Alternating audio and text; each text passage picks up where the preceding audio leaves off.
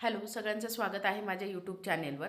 लग्नानंतर होईलच प्रेम या मालिकेच्या आजच्या भागाचा रिव्ह्यू मी करते आहे. म्हणजे जो प्रोमो आला आहे आता जीवा आणि नंदिनीच्या संक्रांतीचा. जीवा आणि नंदिनी दोघेजणे संक्रांतीचा क्षण, गोड त्यांचे क्षण जे आहे ते एन्जॉय करत असतानाच तिळगुळाचे लाडूही बनवत असतात. पण नंदिनी मात्र जीवाला सांगते, मला काही हे लाडू बनवता येत नाही, मी कधी बनवलेही नाही आहे. तर जीवा स्वतः म्हणतो की आता ह्या गोड क्षणासाठी मी नवरा स्वतः बायकोला गोड लाडू बनवून देणार आहे तिळाचे.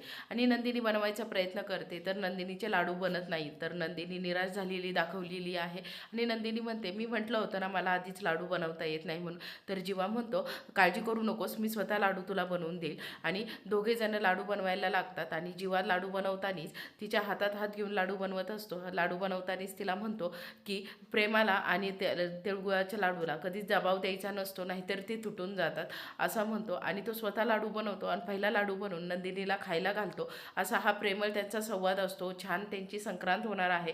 आणि आता येणाऱ्या एपिसोडमध्ये आपल्याला पाहायला मिळणार आहे की जेव्हा त्याचं 21 दिवसाचं व्रत पूर्ण करून नंदिनीला पूर्ण मिळवणार आहे आणि तिच्यासोबत संक्रांत सेलिब्रेट करणार आहे.